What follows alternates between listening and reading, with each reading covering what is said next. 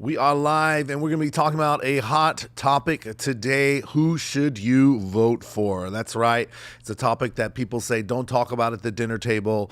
Don't talk about it during Thanksgiving, but it's something that we need to talk about. It's very important because I believe this next election here in America, of course, is what we're speaking of, but these principles apply anywhere you're tuning in the world. This is a very important election that will determine really the course in the next years where the U.S. is heading. Do we begin to turn the tide from the way that things are going and where we were 4 years ago and where we are today? And does that continue to progress and speed up, or do we begin to change the tide? And so today we're going to be talking about that subject. And people say, well, don't talk about this to, at the family, at the dinner table, but we need to talk about it. We need to talk about not just enforcing and not being disrespectful to others, of course, but what are our values? What do the candidates stand for? A lot of the information is not so readily available. You have to kind of dig for it. And so we've done that research for you today, and we are going to jump into it. And so I read a statement. Someone said this, a well-known speaker. He said, this election's not about blue versus red. It's about truth versus lies. It's about right versus wrong. It's about good versus evil. And I think that has a lot to say in it. People say to me many times, are you a Republican? Are you a Democrat? And I say, I'm neither. I'm a Christian. And so I'm not here to demonize anyone who's running for office or demonize the Democrats, the Republicans. I think there's good people on both sides. There's bad people on both sides, just like we have good doctors, we have good lawyers, and we have bad ones. So we're not here to, again, do that. I think as Christians, we need to be careful to not demonize any political party. The Bible says we're not fighting flesh and blood, but there are rulers and principalities and powers, demonic influences that do operate through people, and they're trying to accomplish their agenda. And so, as pastors, as leaders, we need to be informed, not get into the emotional debate because it just makes us look silly. Sometimes it makes us look stupid as we're reposting stuff on Facebook and other platforms, and we haven't fact checked and got our facts right. And so let's not be putting propaganda out there, for anything negative, and then it bounces back at us. And so we have our chats open. You can put some questions in the chats if you haven't. We'll try to get to it today, but let's jump in. And so we've done some of this research for you. When we're talking about voting, who do we vote for? It's not about voting for a personality. It's not about voting for a person. I said, many people come and they say, well, I don't like either of the candidates. Honestly, there's things I don't like about both candidates. There's things that I can see, some good. You can see the good and the bad in everyone. But what are we voting for? We should be voting for our principles. We should be voting for our values. And so as a Christian, I say, I'm not a Republican. I'm not a Democrat. I'm a Christian. And so what am I looking for? I'm looking for those that align the most with my values. So today, we're not going to tell you which party is the best, which party to vote for. We're going to give you the principles, and we're going to talk about our values, the biblical values. If you're a Christian, you should embrace those biblical values. If you say you're a Christian, but you're not embracing the biblical values, the things that God has spoken about, then we have to really evaluate, are we really a Christian or not? Are we just a churchgoer, or do we embrace the Christian faith where God is King, Jesus is Lord, and we're about his kingdom. We're loving his commandments. And so that's a whole nother topic. But we're going to jump in it today. And so we've gone and done some research here. This again is from third-party researchers. This has been fact-checked to public interviews, to times when they've spoken on these subjects. And so that's where we basically can get their position on things. So as a Christian, what is important to us? We need to, again, look at that. Again, the freedom that God's given us. This is a nation where we are one nation under God, indivisible, with liberty and justice for all. That's what we begin to talk about. And when we pledge allegiance to the flag and we talk about what the United States stands for, again, how were we founded? We were founded on Judeo-Christian values. You can go back at some of our previous episodes. We talked a lot about that. And so the Constitution is always under attack. And so the Constitution by the wisdom of God, the founding fathers, who many of them were very strong Christians, they had the wisdom of God. I believe the Holy Spirit led them and guided them to put into place the Constitution, which protects religious freedom, the freedom of speech, the freedom to defend ourselves, and to ensure that what was happening in Europe and England doesn't happen here in those days, where government was coming in, the crown was coming in and taking away their freedom of religion, taking away their livelihood, and coming to the place where, the big government begins to control people. And so that's not biblical. We believe that people have free will, and so there is freedom there, but we need to be responsible for that freedom. So we're going to just jump in it today. Who do we look at? We know that we have two candidates running, one Democrat, one Republican. We have Donald Trump running for re-election, and we have Kamala Harris, who is the vice president, who now is the forerunner, and she is now, who's being supported, even though she was never duly elected. We know she's appointed here in the U.S. For those that are maybe overseas, you don't know, the president is elected and he chooses his vice president. And so President Biden was elected and Kamala was appointed. And now, basically, because he's retiring, he said he wasn't going to do it. Just in the last few months, there's a whole upheaval. And now she, even though she never got the nomination from the Democratic Party, she's taken over, and now she is the nominee. And he's basically turned that over to her, as well as all the funds that were raised for him. And so that's a whole other subject we're not going to get into. But it is, kind of the last minute candidate. A lot of people said it was going to happen in August, and people were saying, no, it's not going to happen. Biden said it's not going to happen, but it happened. And so now we kind of see things that are running, but yet the values, the views, it's nothing different than what the previous administration has on. I saw an article, this morning regarding the interview she did just, I think, yesterday on The View. And they asked Kamala and said, is there anything you would have done differently in the last 4 years as you have been vice president and running, in this administration? And she paused and said, no, there's nothing I can think of. So it's very clear that she wants to continue the agenda that's been going on. And so we're going to look at a lot of that. So when we look at the issues, again, we need to come from, not what's our personality?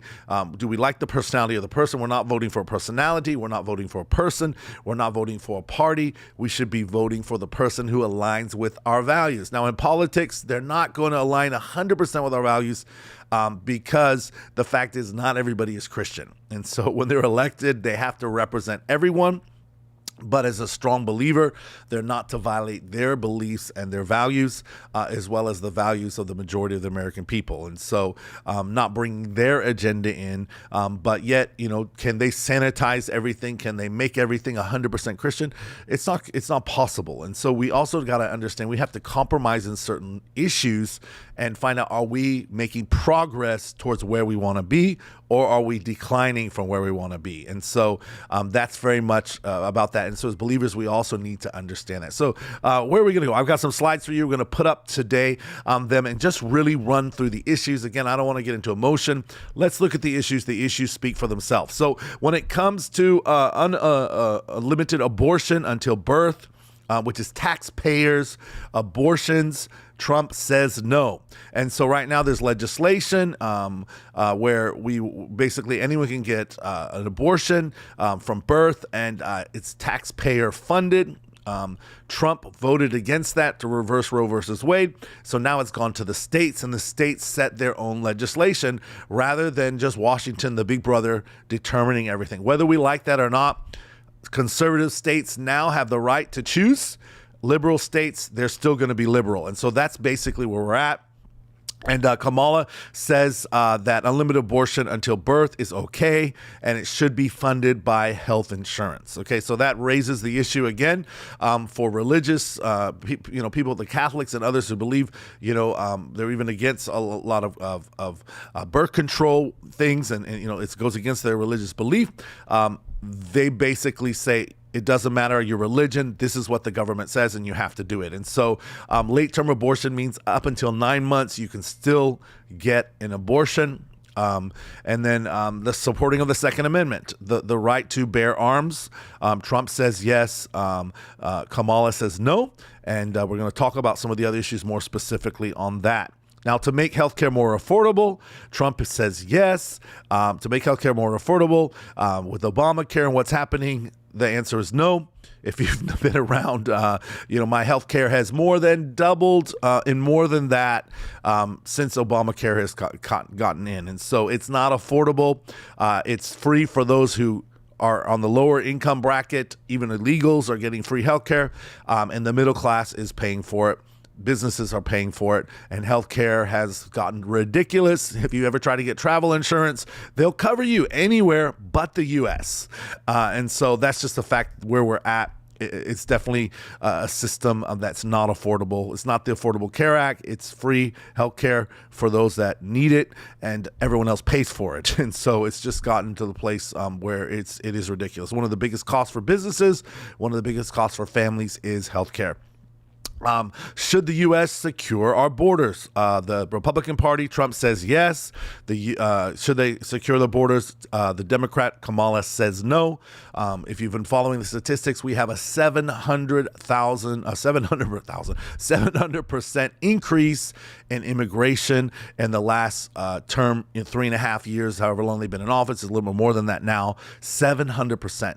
And many of those people that have come in illegally, they're being allowed to come in, and no one's doing anything about it, and they're going to swing states. And so Elon Musk had an interview with Tucker Carlson recently, and he said this. He said this will be the last Democratic election if Trump doesn't get in. Now, why did he say that? Because the current party is going to continue legal immigration. And he made a very wise statement. He said this: these illegals that are coming in by the hundreds of thousands, by the millions, they're coming in, hundreds of thousands of them, into swing states. Now, many of the swing states, that's why they're swing states. They're very close. They can go either way, sometimes by 20,000, 30,000 votes. Now, what happens if you put hundreds of thousands of people in who are there illegally? You're giving them free money, free Visa cards, free health care. Who are they going to vote for?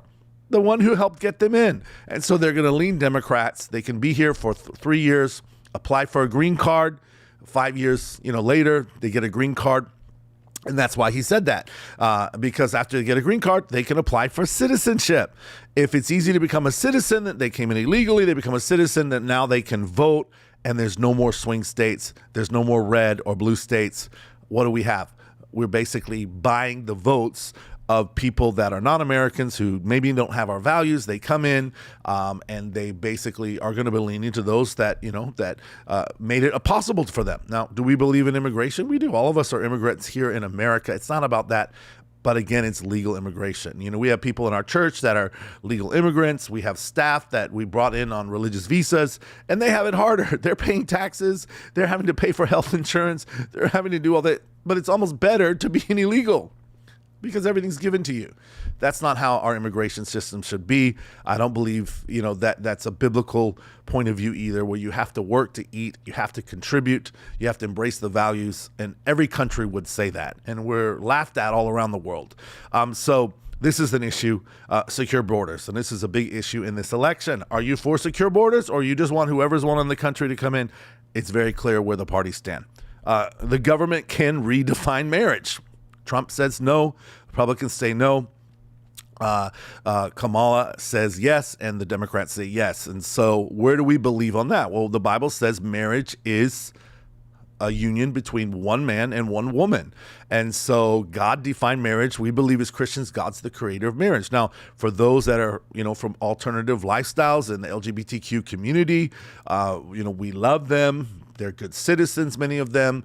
They're doing good things. We're not here to discriminate them, but we can't redefine marriage just because someone wants to get married. And so where do? We redefine what the creator of marriage has said. God created marriage.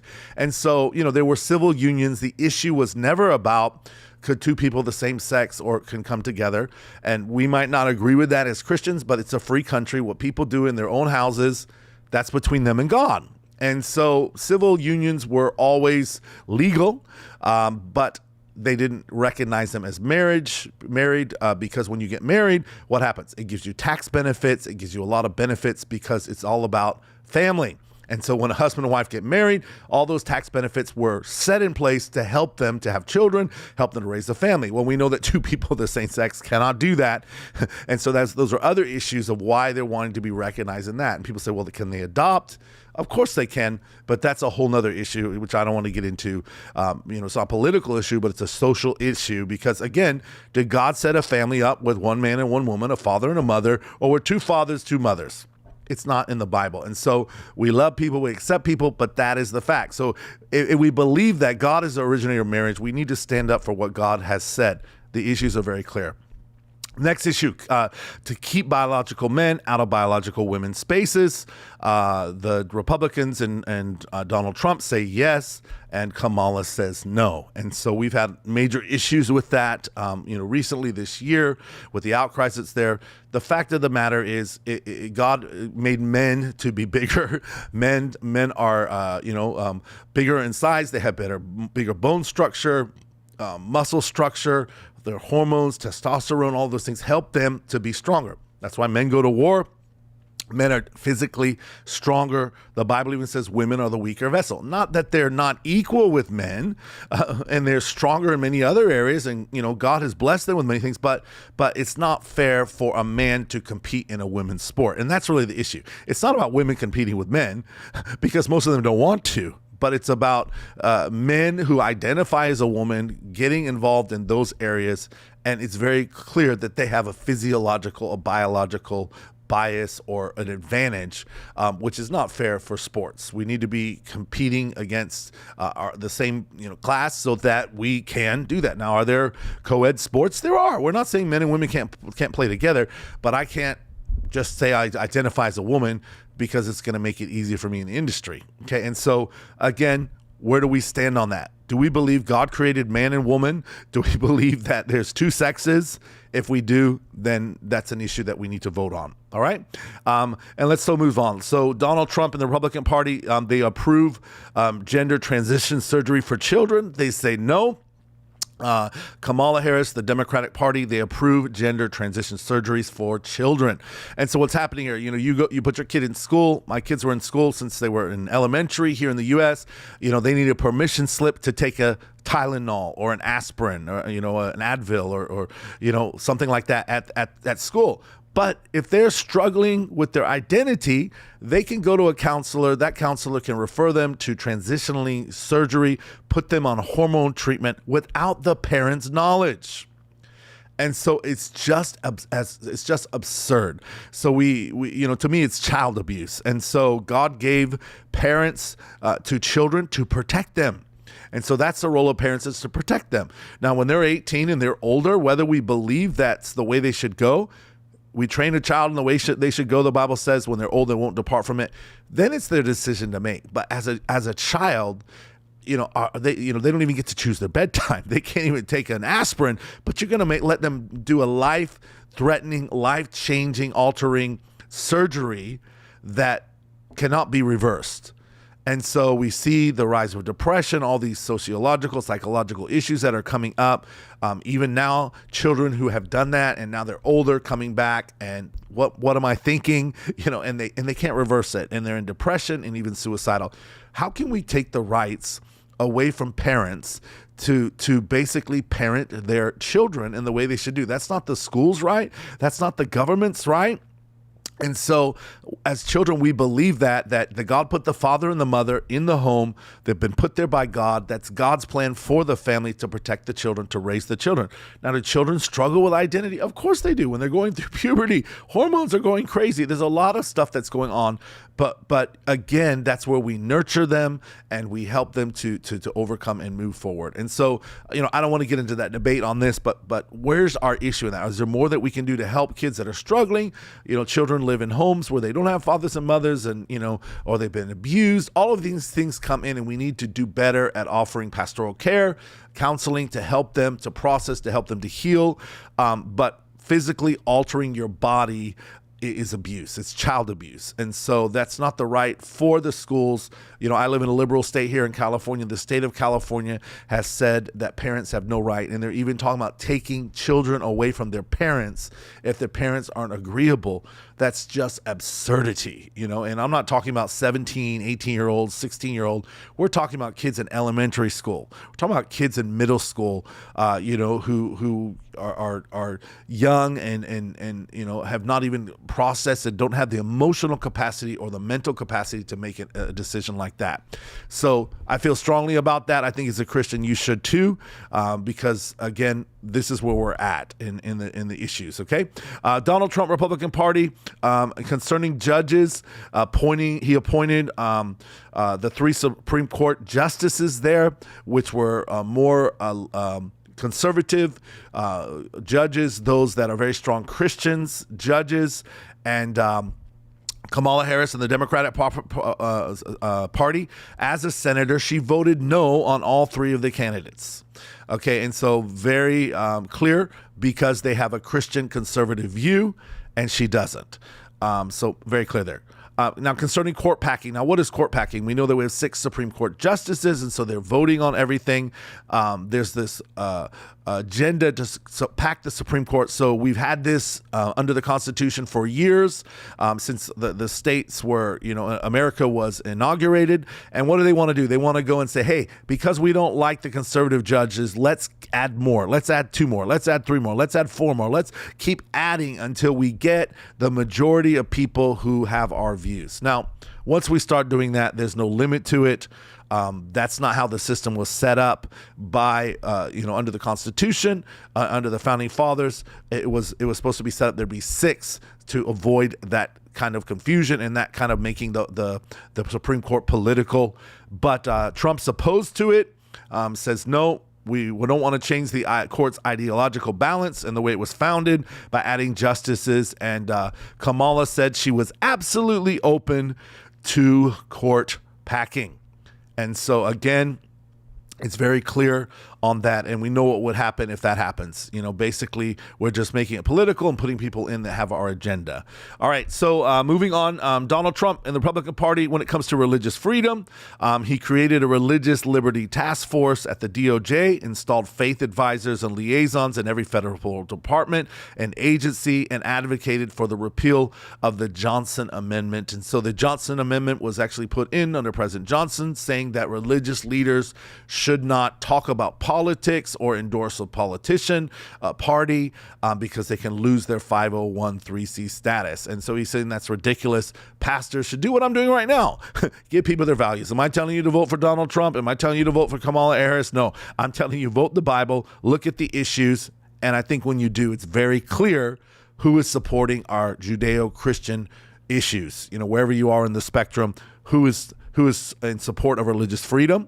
It's very clear here. Kamala Harris, on the contrary, created a religious liberty task force at the DOJ, and basically was not for that. So she was against that. Now let's talk about life. And Trump went and because he celebrated the overturning of Roe versus Wade, allowed pro-life pregnancy resource centers to receive federal funds. Was the first American president to speak at the March for Life. Okay, and so he is very pro-life. I know he's made some statements that have seemed like he's kind of pulled back from that. I don't believe he has. He's still pro-life, but we've got to get what we can into law, into practice first. Okay, so what did he do? He put this back on the states. Again, so conservative states would have the right. It wouldn't just be the federal government determining every state on how they do things. And so that's a step of progress. Again, Kamala has said she wants to reverse that and get Congress to vote and say that abortion should be the right of a woman in law. So again, it goes back to this. We're talking about abortion. Is abortion biblical? When does life happen?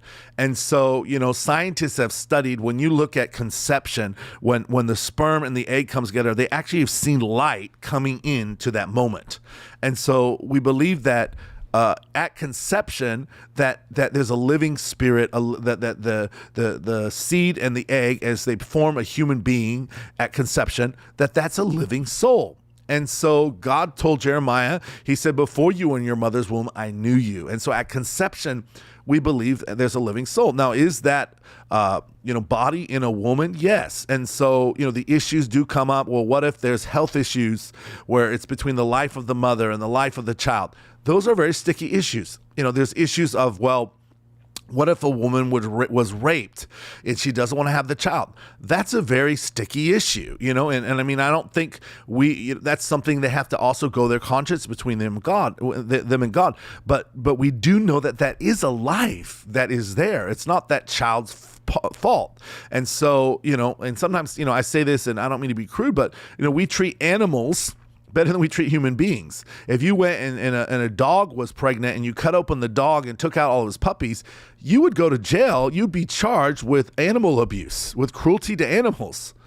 But yet, because we're, educated people, we can do that. And if you look at the process and all that's happened, we're actually stopping the heartbeat, stopping the brain activity of a living being, and saying that, this future citizen, this creation of God has no rights because it's in a woman's body. But it's if you get in a car accident and the woman dies and the baby dies, it's double homicide under the law.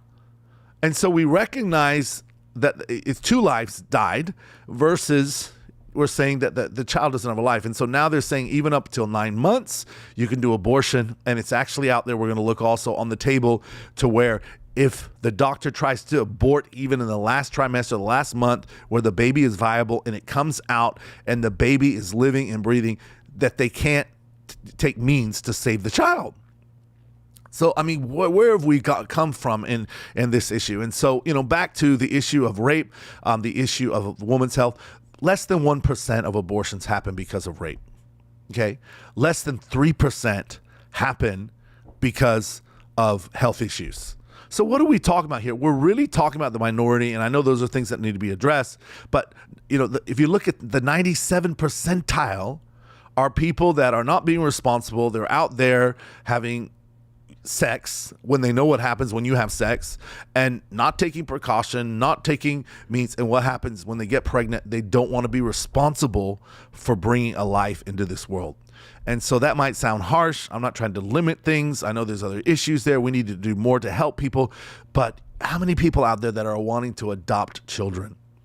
And I talked to someone the other day, they wanted to adopt. It was $10,000, $15,000 just to getting on a waiting list because they can't have children. We need to do more to help mothers. We need to be more to help single moms. I get it. It's a social issue that's there, but we can't come away from the Bible and politicize this and say that we're murdering an unborn child because God says it's a human being and God says it's murder. That's the Bible. Well, I don't like that. It's pretty strong. Are we Christians or not? Do we believe the Bible or not? And so Trump says we shouldn't have the right to do that. We should allow, doctors to come in and be able to help. And Kamala says no. It's the decision of a woman. All right. And so I agree. Women have their bodies. They have the right to their bodies. No man or no government should tell them. And no government should tell a man either what to do with his body and his health care. All right. But again, are we killing our unborn next generation in childs? And we see in Europe, there's a decline of births where actually the population is declining, where the population is getting older. There's no longer going to be people to support the population when they're older because we're living longer and people are not having babies anymore. That's a major problem. And many of those babies have been murdered and taken away. People that want to have children that can't are not having the opportunity. And so we need to do better with that. And I don't think that's the role of government. I think that's the role of church. And that's a whole nother topic. Let's talk about family issues.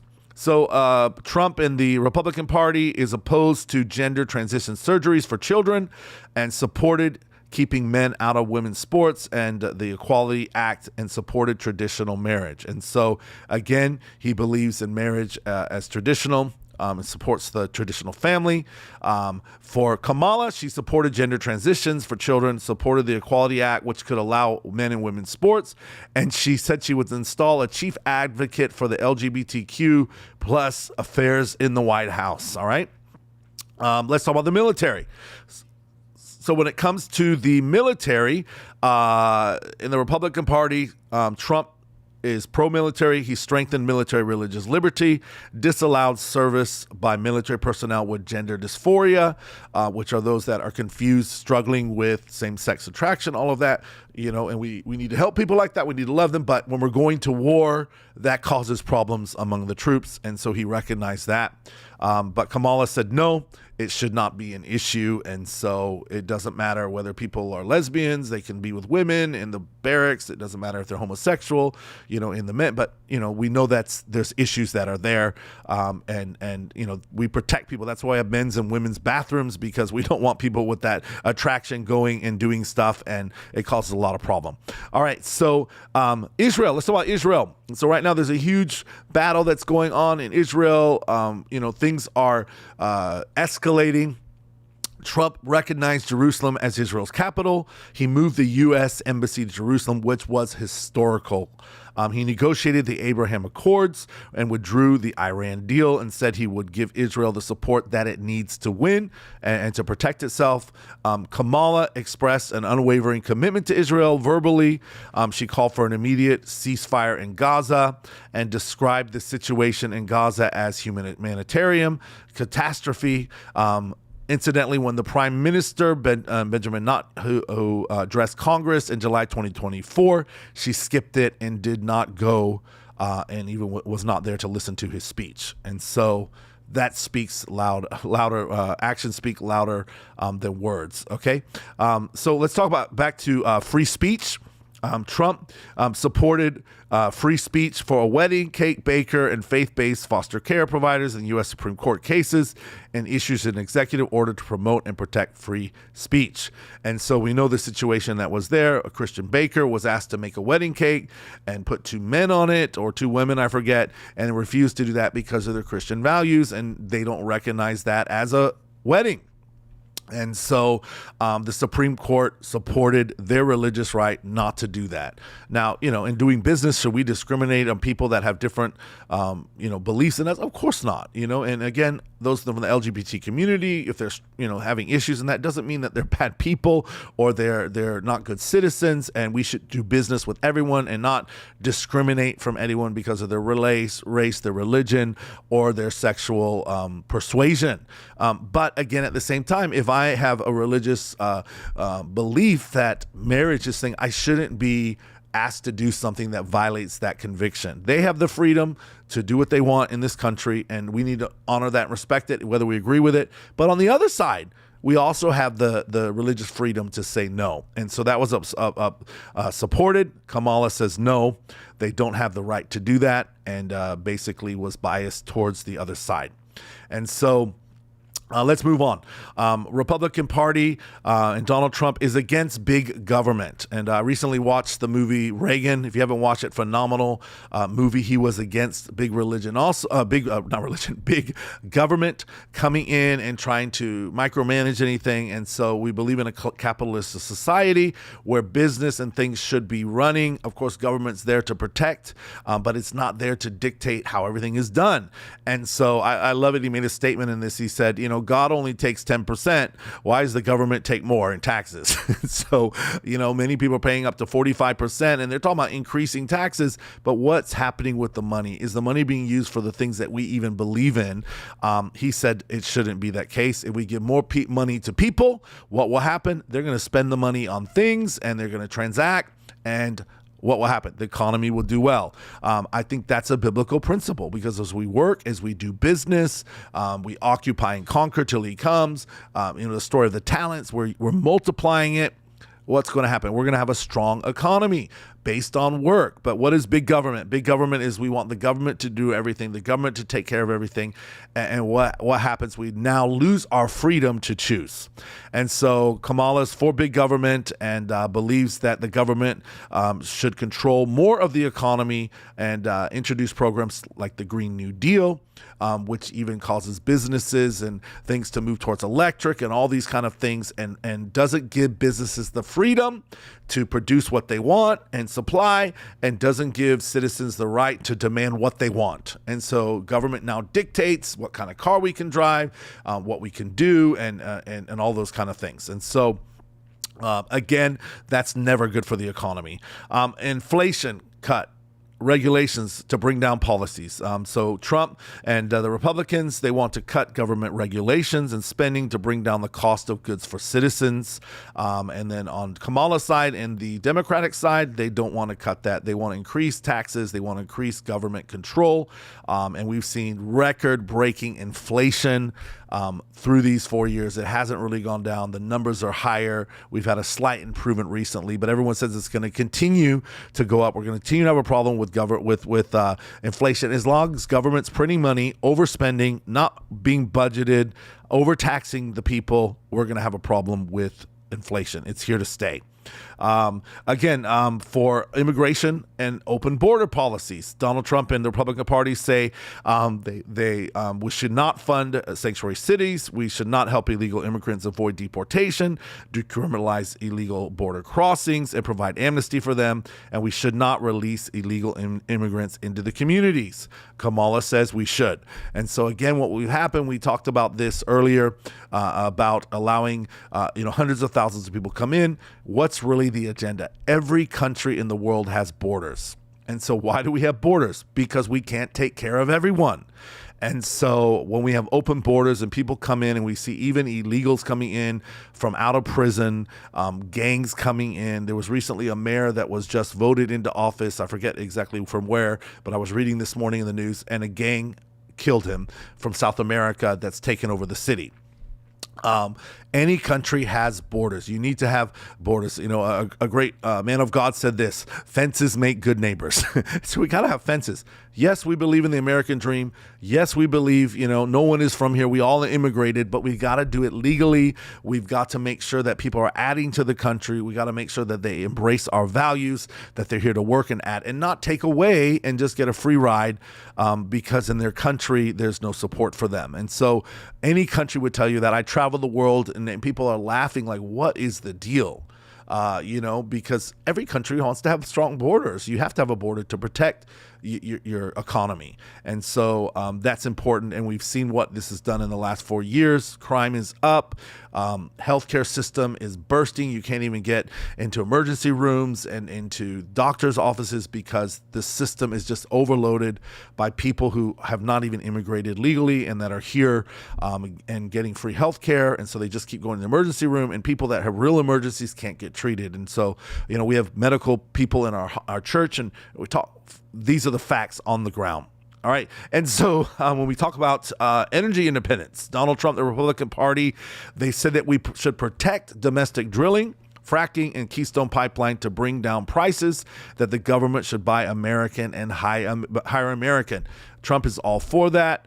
The Democratic Party, Biden administration, Kamala Harris, again, she would be leading as president. They don't believe in that. And so why do we have all these high prices for gas, for all of these things, because we're depending on foreign resources rather than our own? And so Trump says, no, let's be self-sufficient and not be dependent on anyone. Let's be exporting. And I believe that is also a biblical principle. What does God say? Don't borrow from anyone. Be a lender, not a borrower. Come on, we want to be owners. That's a biblical principle. And the fact we need to be pro-American. Do we support other nations? Do we give? Yes, but if our own people are suffering, then how can we go and support other people that are not even our responsibility? And so that's not right. And so, we look right now, even with FEMA, and I don't know all the facts on it, but you see in the news, we're having all these hurricanes in Florida, hurricanes, water damage, flooding in North Carolina, and FEMA is exhausted funds which are meant for these crises because they've used it to help illegal immigrants. And now the American people need it, and there's no money. And if you watch the White House secretary, who basically press advisor, she says Congress should give us more money. How ridiculous is that? You're given money to do a specific purpose, and you use it for the purpose it's not designated for, and you just want more money. If you work that way in the corporate world, you'd be fired, and you may even be charged. But that's how people are operating. It's just total insanity, and now the American people are suffering. Is this what we want in another 4 years? Again, whether you like the party or whether you like red or blue, look at the issues, okay? And again, we vote the issues. And so, again, economy, cutting taxes. Trump says yes. Make income tax cuts on capital gains, corporate income tax, estate taxes, terminate payroll and Social Security taxes. And so he says yes on that. Kamala says no. And so, let's look at this. You make income. The biggest expense you have is tax. You get money, and that money is tax. It's income tax. Now you invest your money that's already been paid tax on. And when you make money, they tax you again. Okay. From that money, you die. They tax it again, even though it's already been taxed capital gains. Now it's taxed as a death tax. That money that you already paid income tax on is taxed another 3 times. Many countries in the world have no capital gains tax because your income has been taxed. If you're wise with your income and you're making money, then you should be able to eat the fruit of that. And so they're wanting to increase capital gains. They're wanting to even increase investment taxes before you even get the capital gains or you begin to realize your profit. So Trump's saying, no, let's terminate those things. Let's terminate payroll tax because guess what? Not only is the employee tax, they pay tax on that money. You as the employer, and for us, we run our businesses, our church. When we pay our staff, we have to pay tax to have that employee. And so not only is the employee paying income tax, the company's paying income tax, and the rates go up. What happens? We can't pay our staff better because every dollar we're giving to them, 30 cents is going to the government. And so if we increase them $100, they're only getting 70, the government's getting 30, and they're paying tax on that 70 and getting less than that. The tax system is just ridiculous, and we're overtaxing people.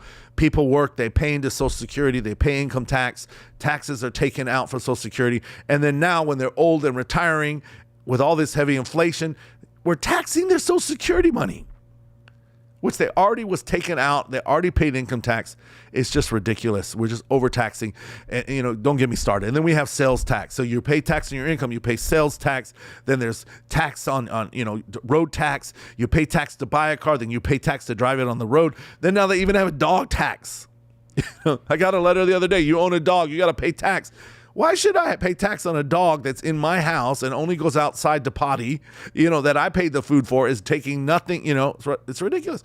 Solar tax. They're wanting to, give incentives, go solar, and now they're losing money on gas. So let's tax the solar now.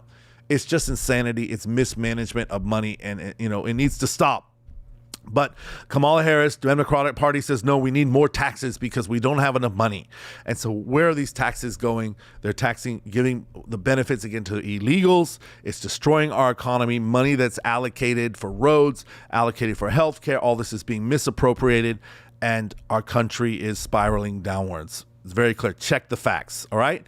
And so, again, Donald Trump, Republican Party, when it comes to health care, he says, let people keep their private insurance. When Obamacare came out, they asked him, President Obama, will we be able to keep our private health care?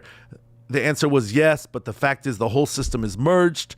And whether you do through Covered California or through a government agency or you go direct, the prices are the same. The prices are skyrocketing. For me, with a family of 5, when I first came here, my insurance was $485 a month. It's now $1,700 a month. With help through paying direct, and the benefits are worse. The coverage is worse, and the system is overcrowded. The fact is, it's not helping the middle class. It's not helping people. Companies are having to foot this bill, and that's why they're not able to pay their staff better because of all of this cost that's added to them. So should we keep healthcare private where people have the right and not have to get in the system? Trump says yes, and Kamala says no. They're basically heading for a socialistic system where all the healthcare system is run by the government. We've seen this in Europe. I was just in Europe recently, and people are complaining. I was in England, and they're having to now buy private health care on top of their public health care, and doctors have come up. You pay more money, and you can get in to see the doctor. If you're in the public health care system, yeah, it's free, but if it's not an emergency, if you're not dying, you get pushed out 6 months, you get pushed out a year until it becomes an emergency, and the healthcare system is just overloaded, and it's doing terribly. That's not what we want. We had a phenomenal healthcare system. There's other countries that have phenomenal systems we should learn from and make healthcare affordable, but we can't do that by giving it free healthcare to people and then basically expecting working hard middle-class Americans to pay for it. All right, government control, vaccines and electric vehicles. They wanted to mandate the COVID-19 vaccine. They wanted to phase out gas vehicles and force transition to all electric vehicles within the first 10 years. Trump said absolutely not. We should let people decide what kind of vehicles they want to ride. We should let them decide what vaccines they want to take. Kamala voted yes for those things. Biden has been pushing that agenda, but it's not possible. The fact is we have no money to upgrade our grids. and so the grids are crashing like in third world countries. I've been in, different third world countries, and the power goes out for a few hours because the grids can't support it. That's happening here in America, but yet we're wanting everyone to plug in their car. We want everyone to, go solar, but the solar system feeds the grid, and then you draw back from the grid. And even though you can be feeding the grid, if the grid goes down, you have no power. So now people are wanting to go to their batteries. It's just ridiculous. Our system cannot support this. And again, should we force people to do this? It costs more. They've proven it's not environmentally friendly. Go and get all of the issues that are there. But what is it? It's about supporting an agenda. All right, moving on. Donald Trump and the Republican Party, and when it comes about babies being born alive and requiring medical care, he said yes, if there's a failed abortion, that that child is a human being that has the right to life-saving medical care.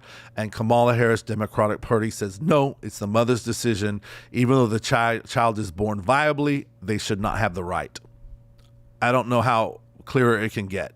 Again, this is third-party information from public things that are there. We'll have some of our sources in the comments below if you want to go check it out. This is not our language. We're not coming up with this. We've taken this again from other respectable sites that are publicly available and compiled for you to make it easy. Someone wrote, how can we make this information available? I think, every pastor, every church, we're going to be putting together a voting packet for our church to let them know these issues, where the candidates stand, as well as for Senate and for Congress and the local offices that are there. It gets a little tricky because there's different districts. So even if you live in a certain state or county, the districts are spread out. So you need to know your district and who's running, where they stand on those things. And again, different candidates can be, even Democrats can be more towards the middle. They're not all like Kamala in her stand. For Donald Trump, also his vice president is even more conservative than he is. And so again, even in the Republican Party, you have those that go more towards the middle, more towards the left, the right, more towards the left. And so again, you need to look at the individual candidate. We're not voting just for a party. Again, we're voting for individuals that share our values, or as much as possible, they share our values. Okay. Again, the transgender agenda about allowing males identifying as females in sports and have a sexual ideology in grade schools, and that citizens should pay for sex change. He says no. Again, this has to do with education. Should we be educating children in elementary school about all of these different sexual variations and perversions? Absolutely not, and to confuse our kids, to put all these ideas in their mind and to take away their innocence at that age. Absolutely not. Parents should decide when that conversation is happening. And it should be done by the homes, by the parents, and supported by the church. And we should, if schools are involved through sex education, we need to know what the schools are teaching. Here in my state, we've had teachers with their secret libraries, promoting, litter boxes in the bathrooms for people who identify as cats, putting tampons in the boys' bathroom, allowing intermingling in the locker rooms. Are you kidding me? With hormonal teenagers? I mean, come on. This is something that we need to look at and be involved, not be blind and not know what's happening. Know what's happening. And, if we've got people with these kind of agendas, get into the school boards, get into that place where we need people that share our values, representing us in the local government also. But we can't get into that all today. We're just dealing on the national level. Kamala is for that transgender agenda. Trump says no. All right. Now, Donald Trump, the Republican Party, when it comes to the black community support for HBC, the First Step Acts, which is basically financial support for historically black colleges, and First Step Acts that disproportionately impacts black men, he says, yes, we do need to help those that are minorities, that are still struggling in the different, sociological, economical scale. And Kamala says, no, we shouldn't be doing that. All right. Defunding the police, removing police from schools. It involves no more or reimagining policing, taking police officers out of school, raising money for BLM rioters who burnt down police stations and businesses. And it all came out, it was a scam, the BLM and all of that. If you followed the news, Trump said no, Kamala was all for it. And, most of the cities that were burning and have disorder are Democratic run cities because it's promoting lawlessness and they're having problem. And then they want the federal government to come and give them money. If that's the way they run their cities, we should just let them run it until people get sick of it and vote people in, but that's my position there, but again, we need to face what we sow is what we reap. That's a spiritual principle. You choose death, you get death. You choose life, you get life. We need to understand what principles are healthy for our society and not be a victim when we've chosen wrong principles. Again, it's very important for us to vote. Our vote does matter. When it comes to gun confiscation, government may take guns away from law-abiding citizens through via bans or mandatory buybacks. Trump says absolutely not. That's the Second Amendment. The government has no right to do that. You have the right to protect your home. And Kamala is saying we should be able to do it, and we have the right to go into someone's home if we think that there's guns and take them away. Trump says yes to requiring citizenship and voter ID to vote, require voter ID to vote, and eliminate and drop eliminate drop boxes where everybody has to vote and be ID'd. And Kamala says no. Now, you need an ID to do anything. The whole issue here is saying, why would we not want people to have an ID to vote? Well, there are some races that maybe, they can't get an ID or they're illiterate. That's absolutely ridiculous. You got to have a driver's license to get on or an ID, the state ID to get on a plane, to get on a bus, to get on a train, to do all of these things. And then we're trying to say that these people are illiterate and can't get an ID. That is racist.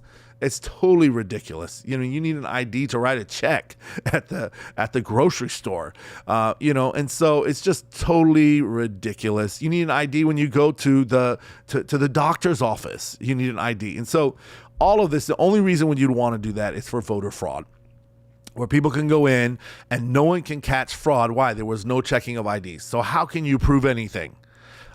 People are not so gullible and stupid, and even minorities have come out and said that's totally ridiculous. No other country, third world countries, have IDs, and I call them ICs, and do that. It's just totally ridiculous. But anyway, that's the positions. Donald Trump, the Republican Party, say we should protect religious freedom. Catholic and other religious businessmen may opt out of providing services in violation with their faith. Catholic Christian beliefs do not disqualify judicial nominees. And so what they're trying to say is we don't want people, keep religion, a separation of church and state. And I did a great episode on that, a few weeks back. Go and check it out on DerekDunn.live, where we talked about that. But, again, there's nothing wrong with Christians. Christians have every right to be citizens and to have a voice, just like Muslims, just like Taoists, just like Buddhists, like anyone else. We have the right. That's what democracy is all about. But no, we can't have any Christians because we know they're conservative. That's absolutely ridiculous. The whole country was founded on religious freedom. Trump says we need to protect that. Kamala says no, that doesn't give you the right to have that freedom and to keep your beliefs. Totally unconstitutional. Release prisoners and allow prisoners to vote. So they're releasing prisoners and that are felons now, that are out, that have on bail, and even rioters and these people, that they can vote. Kamala says yes. Trump says absolutely not. And that's been in there. If you're a felon, been a convicted felon, you don't lose the right to vote and you lose the right to bear arms. Why? Because you're a criminal. And so again, why would we want to change that? And so different issues on there. And again, we're talking about felons. We're not talking about somebody who went to jail for a DUI or something like that. And not that I promote that, but it's not because of a stupid mistake. These are people that were murderers, killers, felons, and therefore they should not be able to vote. Now, when it comes to teaching children sexual topics, we talked about this a little bit. Trump says absolutely not. Sexual orientation and gender identity should not be taught in public school students as early as kindergarten. Anybody, parent would say yes to that is crazy. Trump says no, should not be taught. Kamala says yes, we should teach it. So why would anyone want to do that to children that are so impressible that age? It's to promote an agenda, to promote acceptance, and basically we're brainwashing children at an early age to promote our agenda. Parents, we need to stand up against that. Trump and the Republicans say Anti-Semitism Awareness Act. He wants to put this in where federal legislation is there defining and opposing anti-Semitism. What is anti-Semitism? We know this has been around. It was very popular in Germany and Hitler and through the Holocaust, where we are basically anti-Jews. We're anti-Semitic. We're anti-Israel. Trump says absolutely not. There needs to be an awareness act. We need to teach people, some of the ignorance that's there in the world today, about things of what's happening in the Middle East. People are ignorant. They don't travel. They don't have a passport. They don't know. They read somewhere on TV or some misinformation through the press, and they don't understand the situation there. So we need to get awareness there and do that. Trump says, yes, we need to do that. It's important. For Kamala, it's unknown. She's not commented on it for or against. Okay.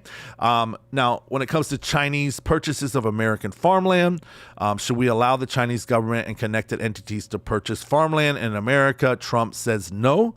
And Kamala says, yes, we should. Says unknown. So we don't know where she stands on that. But Trump says no. Now, why is that? Because if we allow a foreign government to come in and to take, the farmlands and the crops and the places which actually, has to do with the subsidizing the nation and the health of the nation, and it's a foreign government, if we have conflict with that foreign government, they can influence the country. And so, if you look at China is very smart. They go around, they're shrewd business people. I'm not against that, but what are they doing? They're buying up ports. When I was recently in Spain and in Barcelona, they bought over the Barcelona port. In Rome, they're buying all these strategic places, which is where imports and exports come out. If there's a war, if there's a conflict with China, what do? They can shut down the port because they own it and cripple the nation. Is that something we want to allow in our country? Whether it ever happens, we never want to be in a position where it can happen. And so Trump says no. Kamala has not commented on it, but it should be a no. Anybody with intellectualism and looking at it would look at that's not a good thing for our country. All right. Should there be entitlements for illegal immigrants? No, what does that mean? Illegals that are here that came in illegally should have no rights, no papers. They're here. Should they have rights, entitlements that we're going to take care of them? No, we shouldn't. Should we give them access to taxpayer-funded benefits such as Medicare and Medicaid? Trump says no, because they're not legal. If not, everyone's going to want to come. Who wouldn't want a free ride? Who wouldn't want free health care? Again, I have people that have immigrated legally. They think I should have just come illegally. I'm going to get a $5,000 Visa card. I'm going to get free health care, and I can stay here and just apply for citizenship. But when I do it the legal route, sometimes it's even harder than the illegal route. Kamala says, yes, we should take care of these people. And so, again, I'm not talking about refugees that we're bringing in and helping. It can be done legally, but again, there needs to be a process and accountability, and we know who's coming in. We know the values they're embracing. We know they contribute to society. If not, they're not the responsibility of the United States of America. They're not citizens. Our responsibility is for our citizens first. Then we can go and help other countries. Other countries are responsible for their citizens. And so that's the basis. Am I responsible for everybody's family? Of course not. I'm responsible for my kids, for my family, because they're mine. Do I help other people and offer charity and humanitarian work? Of course I do. But I can't open my doors and feed the whole neighborhood. I'll be bankrupt. That's why we have locks on our doors. So, again, it's irrational, and we've seen the results of this in the last 4 years. When it comes to the minimum wage increase, doubling the federal minimum wage to $14.50 an hour, Trump has not commented, and Kamala says, yes, we need to double the federal wage. Now, the problem with doubling the federal wage is, should Washington determine which state and which city and how much they pay their people? And so, for me, I would say no on this, because why, again, should big government determine everyone getting paid the same nationally? It's more expensive to live in New York. It's more expensive to live here in California. So because the cost of living is higher, the salaries are higher. But if I make that a mandated thing and, people are in some rural area where the business doesn't support that kind of income to pay people that way and the cost of living is lower, is it fair to enforce that on businesses? And so my answer would be no to that, because the states should look at that, and should give a suggested wage to people. Here in California, we're having, minimum wage for fast food and for restaurants, all that. It's now $20 an hour. That's way up high. But what's happened? People are stopping hiring service people. They can't afford it. Restaurants are closing down. You're now not hiring people full-time, part-time. They've cut back on staff. Services drop just because they can't afford it, because we're overtaxing them. Now we're making them pay people more. Now they're paying more income tax on employment tax, on that, because the price goes up. That money is not going to the person. It's 30%, 25, 28% is going to the government when that increase comes for taxes, for employment tax. So again, what's actually happening? Are we really helping people, or now are we just getting more taxes to the federal government, and government's getting big, they're overspending, budgets are not being balanced, and we see things spiraling downwards. So again, should the government determine that? And again, America is not like some countries. I lived in Singapore, and Singapore has 5-6 million people, and it's a small island. Now, of course, government's more involved in that. Why? It's a small island. What works in the West works in the East, or the North and the South. But when we're talking America or places like this, it's very different, the economy in California, than it is in Indiana or in Ohio, or in New York or Florida. Things are different. And so again, should one person or the big brother, the federal government, determine all of those things? To me, we shouldn't be giving that power to the federal government. They're called to support, they're called to protect the American people. They work for us, but it determines now we're actually paying them majority of our income, and how are they managing it? We have no say. So again, that's your take on that. You have to decide. But Trump has not come out about that. Kamala says yes. Energy independence. Should we expand oil and gas drilling on federal lands? Trump says yes. Kamala has not commented. Sometimes she said for, sometimes she said against. It's unknown where she really stands. The Biden administration has been against that from the first day in office. He shut down, President Biden, the fracking and drilling for oil on federal lands. So we went back to independence. So whether that's continued, we don't know. She hasn't said yes or no. All right. And so that's where we really have it. And, again, go and check out those that are in your local government too, for Senate and for also congressmen. And so, again, there's different issues that are here, and I've gone through and researched some of them. We're going to be telling our church about it. And so I have, some examples there, but don't, I'm not going to get into that because it doesn't apply to probably everyone watching here today. So I hope this has been helpful, beneficial. These are the main issues. Again, we're going to put some of these sites that we got this information from. I hope it's been helpful to you. If you have any questions, you can put it in the chat, and it's so good to go through it. I hope it hasn't been too taxing for you or boring. A lot of information that's there. Again, it's publicly available, but it's shocking that these things aren't presented so clearly like this to people. My son recently voted in the last election, and when he went, he knew about the president and who he was wanting to vote for, but he didn't know anyone else. He didn't know their issues. He didn't really know the values, and he said, some of it I didn't know how to respond. There's different propositions that are coming up in different local government. In California, I think we have 4 to 6 propositions that we're voting on, and sometimes they're not not worded clearly. You're saying yes to something. It's actually saying no. Your no is actually a yes. And so you need to look at the wording. You need to be able to present that to people clearly. I don't know why they make it confusing. Many times I think it's because they want people to vote yes when it's a no, and it does confuse people. It shouldn't be that way. But get the information. We need to educate our people. Again, I'm not telling my people who to vote for. I'm telling them the issues. But I think if you're a believer, if you look at the Bible, again, it's not about a personality. It's not about a party. It's looking at the positions that are pro-Christian and represent what we have. No one's going to be 100%, but who represents our Christian values, who's protecting our Christian liberties. As a Christian, we need to vote. And we might say our vote doesn't count. Our vote does count. Whether or not who we voted for gets elected, our vote counts in heaven. Because what are we doing? We're making a stand to God with the freedom that he's given us to say, God, this is what we believe in. And regardless of who's in power, I believe God will, work for us. The hope of the nation is not the elected official. They're in there for 4 years, maybe 8 years. Things are changing all the time, but it's really the hope of the church. And we need to get back to the church doing our role and not expecting government to do their role. Government has its role. God created government. Government is good. Again, but they're representing everyone. But the church, we need to know our role and fulfill our role and work together with the government, not allow the government to come in to dictate to the church. But as Christians, as citizens, as taxpaying citizens, we have every right to speak out for our beliefs and our convictions and vote our convictions. So I hope this has been helpful to you today. I get a lot of information there. If you have any questions, put it in the comments. If you're watching the delayed telecast, again, pray your values. Pray about who you should vote for. Go out and vote. Get your ballot out there and vote. If you're not able to vote on that voting day, get to a ballot center where you can drop off your ballot. But come on, we need to vote. It's shocking, the statistics that they say that most of evangelicals don't vote. So-called Christians don't vote.